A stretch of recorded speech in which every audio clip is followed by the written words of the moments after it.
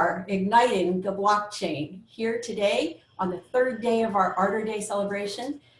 The crypto woman, known as Elizabeth, here with TheWireMaster, also known as Corrado Andriani. Hello, Elizabeth. Hi. It's nice to have you with us, Corrado. Actually, you've been with us for quite a while. Yeah, that's right. I was thinking about it. Time flies. It's about almost 4 years, actually. So quite a time. But why don't you tell us a little bit about yourself so we can get to know you a little better? Yeah, so I live in Switzerland. I am a telecommunication engineer. I work with monitoring systems of mobile networks and some additional services in telecommunication. And in my spare time, I like to deal with Ardor, NXT, and all that. So it's becoming my main hobby, besides many others I did in the past. But they all expire somehow, like playing music or doing wood objects or doing many other things or building websites. But they were all, let's say, short-term hobbies. And I have to say the next community and has given me like a long-lasting hobby and very nice entertainment. So that community and the blockchain sure can grab onto somebody, can't they? Oh yes, they can. Yeah. So when did you join? Well, I still remember clearly when I got to know Bitcoin. So we were like sitting on the sofa, me and my wife. My wife was reading the newspaper and was telling me, "Do you know this thing called Bitcoin?" I said, "No, I don't know." So I started to read about it. And then it came out like these miners, these magical machines that were creating money. I said, "Oh, I have to get my hands on this thing and see how this works." So that was back in end 2013. And I think that was like the first time Bitcoin price was booming. So it was everywhere in the news. So yeah, so you could find information everywhere. So I started to dig about Bitcoin and all this mining stuff. I bought myself a miner. And yeah, and then of course it was not a profitable business because by the time I received it delivered by from the US, I mean, it took, I don't know, a month. Oh. And by then the difficulty of the network increased so much that then, you know, it was, I never repaid the price of my miner. Yeah. And then it got a bit boring as a hobby, like, okay, what do I do with this miner? It was like not so, I loved the idea of the blockchain, but this mining thing was like a bit boring and the communities there was, at least for me, it was not so interesting. So I started to check around other stuff. And then I popped up into NXT and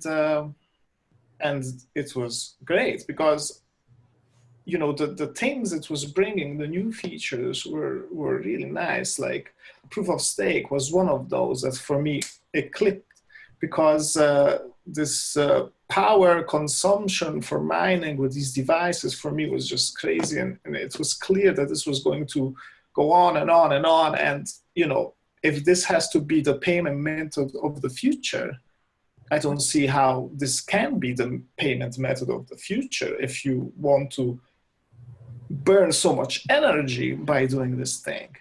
Right. So then I started to read about NXT and I found it very, very, very interesting how the implementation of the blockchain was happening there with proof of stake. And then I joined the community and it was like a very, let's say, nice community. I don't know how to say that. Like, it was really nice. You were welcome. You could do things like, I'm not a musician, but I could do a song. It was welcome. I'm not a web designer. I'm not a blog writer. I was writing blog posts, and they were appreciated. Mm-hmm. I have to say, like, I think credit goes to Bas because he had this very elegant way of keeping control over the community. He did, didn't he? I think he actually helped frame nature of our community in the early days. Yes. You know, Yes, he absolutely. very succinctly got rid of the bad boys.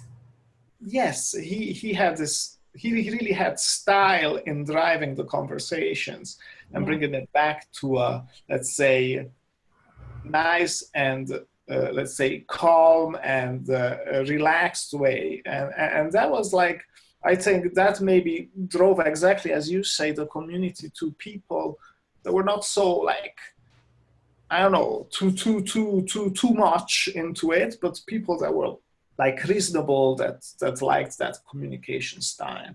Yes. And this is why then at the end the community was very, very interesting with up and downs. I was not always there, but yeah, I mean, I think I bought my first Next in March 2014.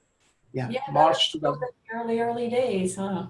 Yeah, and then it was there. I think the client still had these 3 columns, which was like the first version of the client. I don't remember exactly, but it was not as it is today with these boxes. It was like really 3 columns, which one was the transaction or something like that. So, and then I think after a while, I sold my minor. I mean, after, I don't know, it was April, May or something like that. And then I said, this thing is really boring. So I started to, get more engaged in the Next community and get interested in, how to help and what to do and get more, let's say, the engagement was definitely more entertaining than moving from one mining pool to the other. So it was really giving space to my, let's say, creativity, and I could do what I wanted, and it was really, really great to be part of it since the beginning. And especially nowadays, it's getting more and more. It's taking more of my time, but exciting times. So yeah, all my spare times goes there, more or less. Oh, but one day we're going to look back at this and we're going to tell our grandkids about how wonderful it was to be part of something so influential in the world. Yeah. I believe that. Yeah, I think so too. It's really, really good stuff we are working. I mean, we are part of. So yeah, proud to be part of that. Yes. So it's interesting then, because those of us that were around back then, we watched those features come out and we watched them be added, pretty regularly and sometimes pretty quickly, yes, to the features list on the NXT blockchain. And one of the exciting features was the marketplace. Yes. Had a lot of conversation about that one. Yeah, it was not always, let's say, I don't know. And there were some people who stepped up and decided to demonstrate a real good positive use case for the marketplace as an example. And our wonderful friend, TheWireMaster, contributed. You put a song up, a tribute actually to Come From Beyond. Let's talk about Come From Beyond. Well, first of all, I just put a link ahead of this interview on the Facebook event with a link to that song, and you can download it or listen to it on SoundCloud. But if you want to contribute something to our friend, TheWireMaster, go check out his store on the NXT platform with the address that's posted there. And when you buy the song, you'll get a link to download it directly and support the cause, right? But you put it up there, I think, more as a demonstration. Is that right? To show. Yeah, that's right. Of course, as I said, I'm not a musician, but I thought it was like an excellent example of how to use, let's say, a marketplace on blockchain, which makes it pretty a good application because you have the payment going through blockchain and you have the, let's say, recording that purchase on the blockchain. So I found it very interesting. Of course, you cannot post the file on the blockchain, but this is similar to other, let's say, kind of platforms. So this is where, like, I thought, well, let's try to do this. And so I did the song, I wrote the song. I mean, of course, the lyrics are very very basic.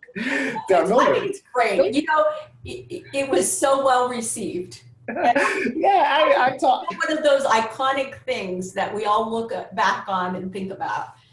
Yeah, because I had this looping of the guitar that I was playing all the time, but I didn't have words on that. So I said, okay, let's take Come From Beyond. That he's the anonymous guy. He has, I don't know, I don't follow anymore, but he had a great sense of humor. So I said, well, yeah, let's do this thing. And this song can be only available and on the marketplace, nowhere else.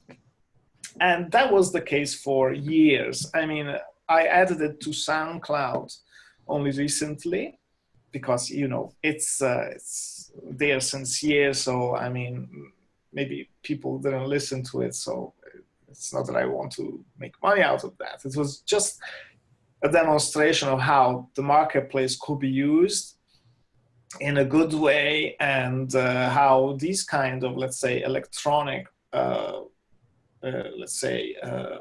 items can be sold.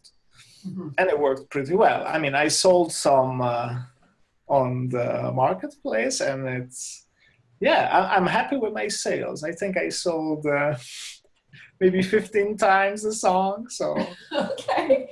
Well, you know, I believe I bought it. Oh, really? Very nice. Thank you. I was really looking for positive ways to see how this could work positively. I'm still looking to the future where we can build some sort of a web interface or an API for this, so that we can make Amazon available or something equivalent. But I also bought this pin. This is my NXT I Was There in 2014 pin. Did you get one of those? No, unfortunately, I don't have one of those. Okay, well, that was also a marketplace item that I believe was also distributed, well, as a sense of something like, you know, camaraderie in the community, like, wow, we've made this big achievement, and also as a demonstration too, that here's an item that you can buy on the marketplace. It was distributed in Europe, but it came to me in the United States, and I'm wearing it today, so I still have it. So it does work. Some people think actually that artists and musicians can find great use here in the blockchain. And even the NXT blockchain would be ideal, because there would be individual indie artists, for instance, like yourself, who might create a song, maybe do the editing themselves in their own little home studio and want to publish it somewhere, but not be able to even find a record label. But you don't even have to have your own child chain. You can go to the NXT Marketplace right now, today it works, and put that up there, make a store for yourself. And hopefully. And also there was a service actually based on NXT. I think it was Websukes. I don't know how to pronounce that. Yeah. He built, let's say, a time stamping website based on NXT. And that was awesome, because I use that also with my songs. So I could basically go on this website. I don't remember the address. Okay, anyway, but you could go there and put your file, and the website would create a hash that was stored on the NXT blockchain. And this is basically, for me, one of the great applications also of blockchain, which is like notary or rights storage. So with that, you can, if someone one day comes up with a copy of your song, you can always show that that was first, because you can show that the song you own is that hash, produces that hash. And this is, and I use that service. I found it very, very interesting. And this was using the NXT blockchain. Yes. Well, you know, with digital rights is a huge problem for artists. You know, some people think it's a great thing that they can just go and grab songs anywhere. But the people who actually put the creative energy into making songs, or even digital art, or art, period, it's a problem if that's how they're trying to make a living, right? Yeah, And so it does provide a good service for them for copyrights and things like that. But bringing that just into the art community, where I live, we have a huge art community. And I've talked to several of the artists about this problem. And when I explain what the blockchain can do, their eyes just go, wow, I can't wait. Because actually last year, 2017, was known as the year of the art hacker. Right now, everything's in the central deposit in the United States, the central deposit of the Library of Congress, where they register their copyrights and things like that. And that's a very centralized storage system. Even if you have backup somewhere, it can be hacked. And people are hacking these things and obliterating records that exist that show ownership or copyright. And so then they're redistributing it to the tune of millions of dollars last year. For small artists, which would be similar to the music industry. So I'm looking for a blockchain solution to registering creative works for people and timestamping them. I think that's a great use. Can't wait for that one. And as far as I know, NXT has this inbuilt. It's just that the user interface doesn't have a button for it, but you can do that with an API call or something. So it's right there available. Was it a guy named Tosh in our community earlier that was trying to do that with a website and API calls to the marketplace? Am I right in my memory? Maybe, I don't know. I don't remember. Okay. I know there was somebody doing it, but there is possibilities for creative people to come in and make a website that makes API calls to a marketplace and sorts out just the items that you want on your store. And I think that would be an exciting next project for somebody. So yeah, that's great. So what is your favorite part about this? You say that it's grabbed you. It's your best hobby, the one that you keep coming back for. What's the grabbing feature? I think, like, besides, let's say, for me, NXT was always the perfect financial platform. Mm-hmm. So since the beginning, it was having all those features, and this is why I think they were, let's say, released on the NXT blockchain of the asset exchange, and mm-hmm. or let's say paying dividends, or all these features are inbuilt on NXT. And for me, that was like covering a lot of what you need to have a perfect, let's say, financial platform.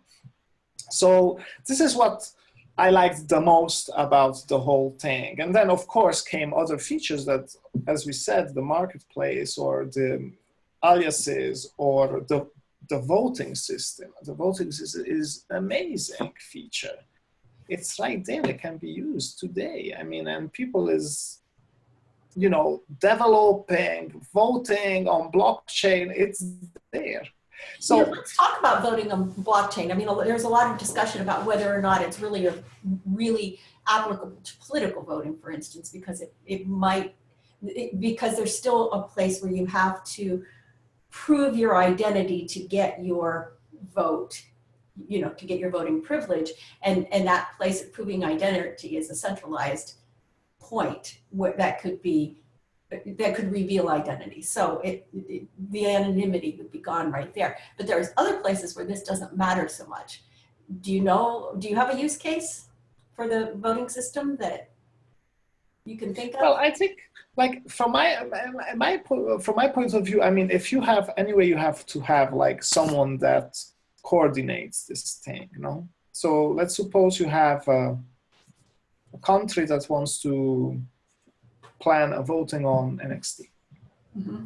Of course, they have to, let's say, send everyone, like they do today, that they send me the voting card or invitation. They can send a passphrase or a QR code.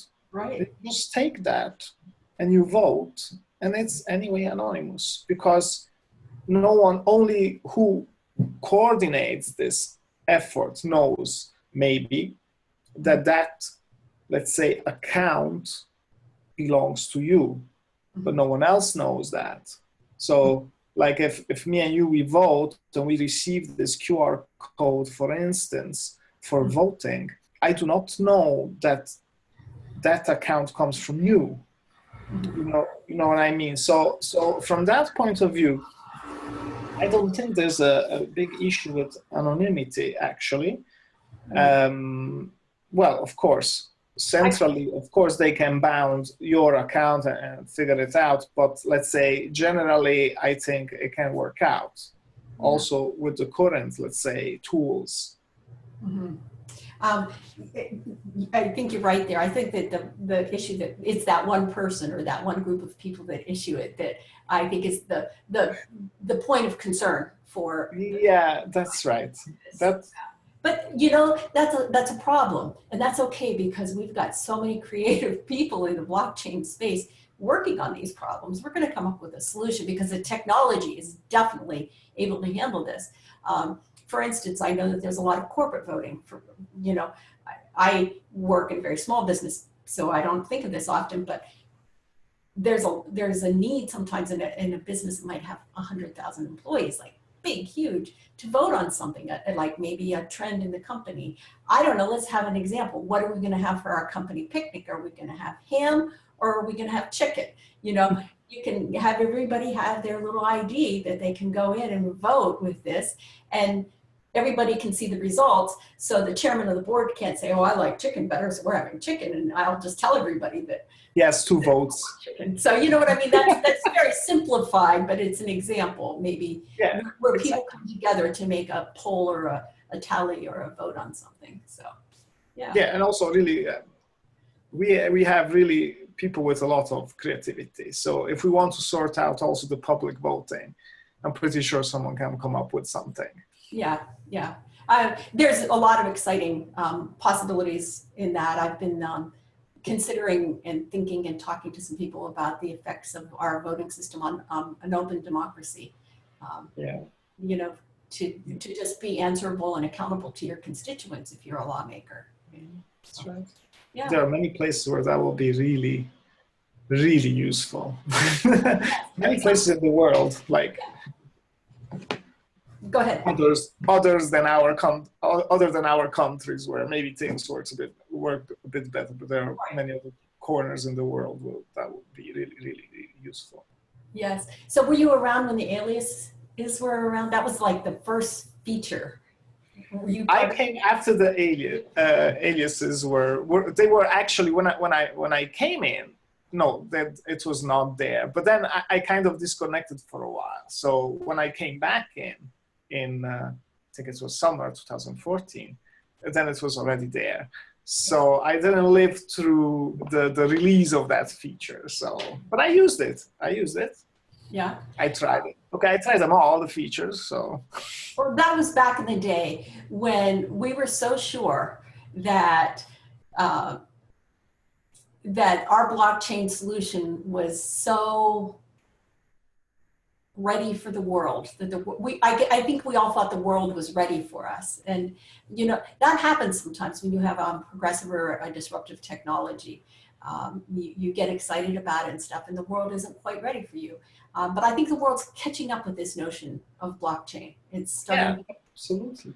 I have to say, now it feels like what we were, let's say, seeing in 2014 with NXT. Now everybody is seeing like certain kind of solutions and certain kind of implementation. I don't know why NXT never really picked up like at a huge scale. This is still a mystery for me. But yeah, I mean, what was there and what was being discussed and created in those days is what is being created in these days by others. So. I want to speak to that a little bit too, because I wanted to speak to the marketing angle throughout this. It's a given that we did not have a big budget. Our ICO was at top estimated, the way the market was, maybe what, 21,000 was it? $? Yeah, I remember it was very, very little. So again, whenever I say that, I want to say kudos to our development team and all the contributors, because basically they're working for free, right? But anyway, and it's a given. We did not have a large marketing budget. However, we did have features, and I think really that we have to remember that maybe we were just a little bit too ahead of our time. You know, these stories were put out and they were talked about, but people didn't just get it. Even people in the cryptocurrency space just didn't get it.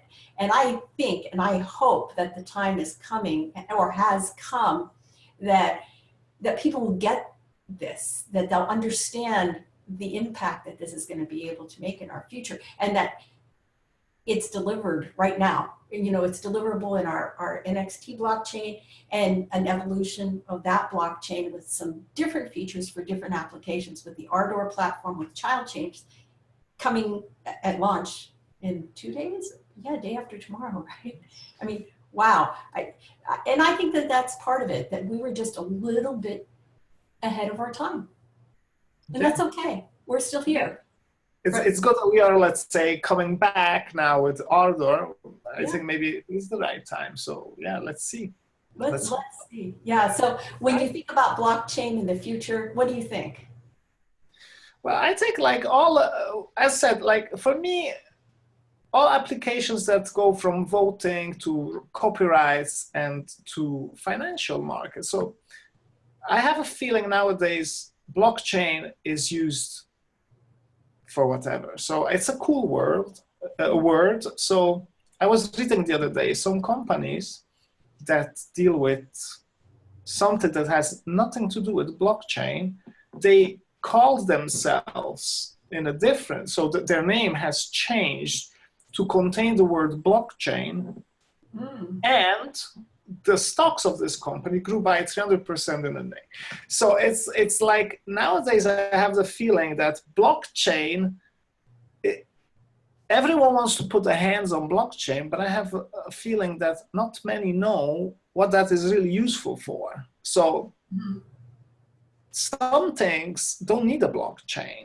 And this is where, like, I think that what Next started years ago with those features, for me, those cover 90% of what, in my opinion, are the real use cases of blockchain, because that's what you need a blockchain for. I mean, you don't need blockchain for everything in this world.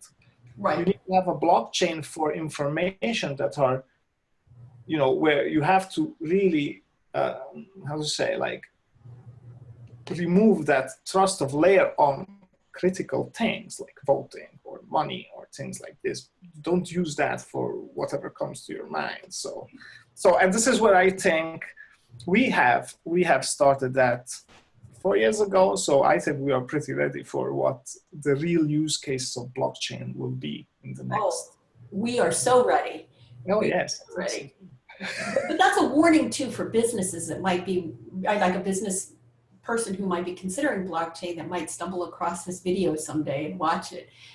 Be careful about who represents blockchain to you, especially if they've just put it in their name, or really find someone who's going to step through and analyze with you whether it truly is a good application for your business, because it will take a lot of restructuring. It's going to be more and more used in the future, but it's a big decision. Yes, and it's really like, it's good that if there's intellectual honesty of who consults companies or who is involved in these decisions, to make a clear distinction of what is really needing a blockchain and what is not needing a blockchain. And, you know, I'm pretty sure that when a blockchain is needed, that we have the right gear, no, to serve those needs. So, yeah, we will see next month. I think will be very exciting. And the whole year. Oh, yes. It's just a whole exciting future, isn't it? I just want to wake up every morning and see what happened overnight. It is. Yeah. Are you one of those people that checks the news? First, not the political news or current events, but I'm talking about the crypto space news. Yeah, I have like one of these, a couple of news collectors like Google News or MSN News, and they are excellent. I add my keywords and I get all the freshest news on blockchain and Ardor. So I get news quite quickly, you know, usually with those news collectors. Yeah. So I do follow a lot. what's happening. And yeah, I'm curious to see like what really happens in space and where people wants to head with this technology. So Yeah, that kind of stuff too. It's interesting stuff to read and interesting stuff to see really what others are thinking, what this technology is good for. So That's right, it is. So you didn't just stop with your tribute to Come From Beyond. You also gave a tribute to Ardor, our new platform. You called it Ardor Love. It's not available on the blockchain though, is that correct? no, I think that one I did like just for the community, so I didn't want people to pay for it, so I didn't put it on the blockchain. So yeah, I just did it and I put it on SoundCloud so that everybody could listen to it. I'm going to make a post of that song too for you to listen to as soon as we wrap up here. So, you know, when people look back in history and look at those iconic things, those tokens that represent something, your songs are going to be right there. They are. So that's pretty good. And if you're interested in going in and yeah, opening up your NXT client and checking out the marketplace, check out Corrado's TheWireMaster's Come From Beyond, and just, yeah, give it a whirl just to see how it works. I should lower the price nowadays, considering what's going. I should lower the price of that one. Yeah. You know, the market evolution. I might have to review that because at that time I think NX was worth very close to zero, so it might be expensive today. Exactly. Yeah, that's true. You might. Can you go in and adjust the price? Yes, you can. Yeah. You can. No, it's brilliant. It works great. You can change the price. That's awesome too. Can you change the description? Yeah, you can add a description. You can. I don't remember if you can change the description. I think you can also change the description. So it's pretty cool. Awesome. I mean, pretty awesome. A little picture, a little thumbnail, right? Yeah. At the time I published Come From Beyond, I think there was not yet the chance to add the little icon. Okay. That came, I think, in a later release that you could do that. In fact, I think Come From Beyond doesn't have an icon. Should Okay. have. Okay. But it has a song file or a link to a song file. So, okay. Well, you have a very happy new year and enjoy with the rest of us that Genesis block here at 0 UTC time on January 1st. And we'll all be watching. Thank you very much. You too have a nice year. Yep. Thank you, and we'll see you later. Bye. Bye.